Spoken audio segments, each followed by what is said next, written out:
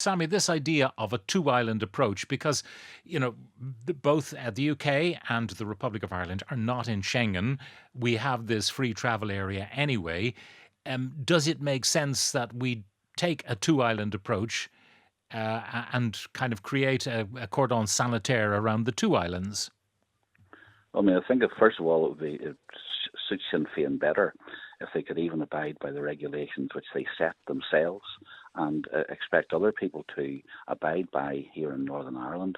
And of course, we know that one of the reasons why people have been so sceptical about some of the restrictions which have been placed on movements, on associations, etc., is because of the way in which the Sinn Féin leadership blatantly flouted the restrictions which they set in Northern Ireland, encouraged others to do so as well at Bobby Story's funeral, and of course that has made any message from Sinn Féin rather suspect, and people question just how sincere In they are fairness, about Sammy, it. that is some time ago, and things have got a lot more serious since that time in terms of the level of infections.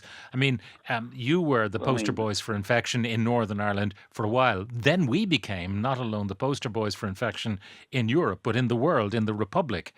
Um, there is the likelihood that either one of us will get better or worse. You're having more vaccinations than we are. You're likely to ease off your restrictions sooner than we are. But that's no good if people are going to and from across the border and infecting each other. well, I mean, I think that first of all, you've got to ask if you're going to put restrictions in place, are they proportionate? And secondly, are they practical? I certainly would not accept that we would have travel restrictions between Northern Ireland and GB. There shouldn't be restrictions within our own country, and I think it's impractical as well, because of course there is such a lot of vital movement which goes across the stretch of water between Northern Ireland and But GB Sammy, anyway, whether it's in terms of it bringing is in so food supplies. simple.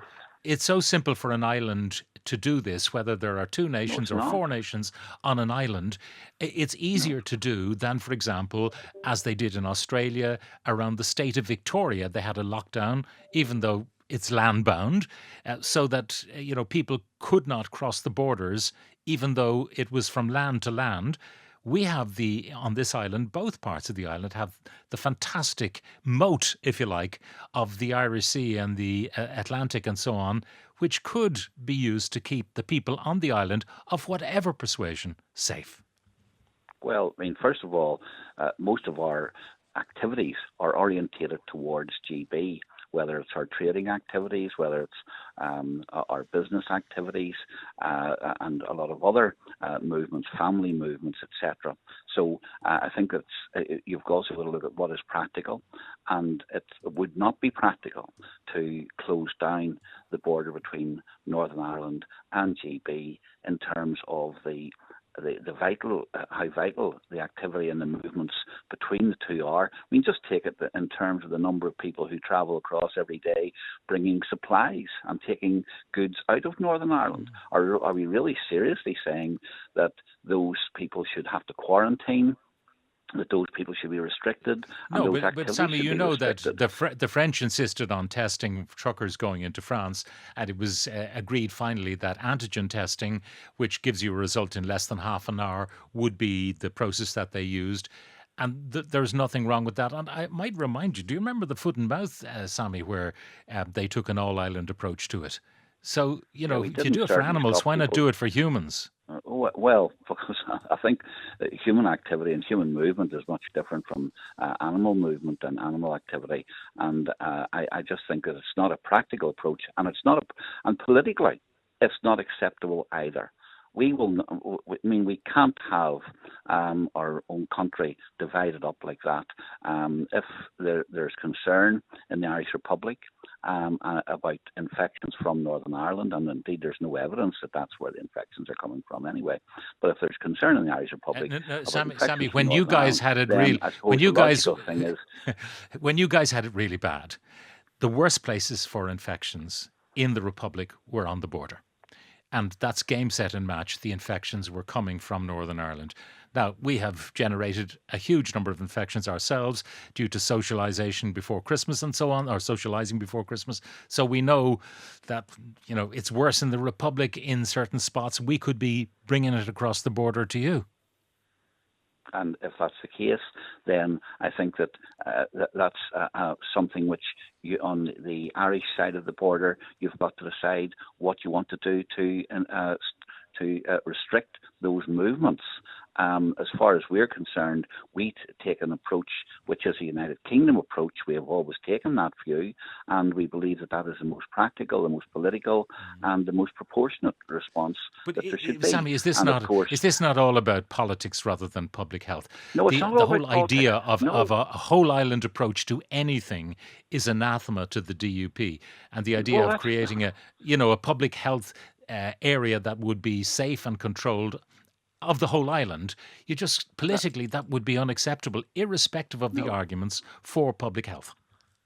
That's just nonsense. And you know it's nonsense because, of course, and I can remember in my time as finance minister, along with the health minister, I worked with an all-island approach when it came to the provision of cancer care at Altnagelvin, when it came to the provision of dealing with children who had heart diseases, which we agreed would be done at Dublin and would be partly financed by both administrations. So to say that we take this head in the sand approach to problems is just nonsense, and there's no evidence for it. But when it comes to this particular issue, I believe that it is important that we stay in line with the rest of the United Kingdom. There are good practical reasons why we should be doing that. And if there is an issue around the border, and if in border communities there's concern about travel movements, etc., then that's up to the authorities in the Republic to decide how they want to restrict those travel movements. So are you saying that irrespective of how bad things became in the Republic, that the DUP would never want to close the border? Well, we come to this whole argument then, is it possible to close the border? And I mean, we had this argument during the Brexit. See, that's what I'm saying, Sammy. You agree and I agree, and I'm sure David Cullinan agrees, that with all the crossings, there are 300 plus crossings of the border, almost impossible to seal that border hermetically. Much easier to seal the island because there's water around it. But it's not much easier to seal the island, because, as I've tried to explain to you, there are real practical reasons why you cannot seal the island. And you've also got to ask whether sealing the island like that would be proportionate. Now, I know that Sinn Féin as an all-Ireland party would see some political advantage in that. We don't see that there's any practical advantage in it. There's any practical reason for doing so. And we also believe that it would send out a message that Northern Ireland was not dealing with this issue on the same basis as the rest of the United Kingdom.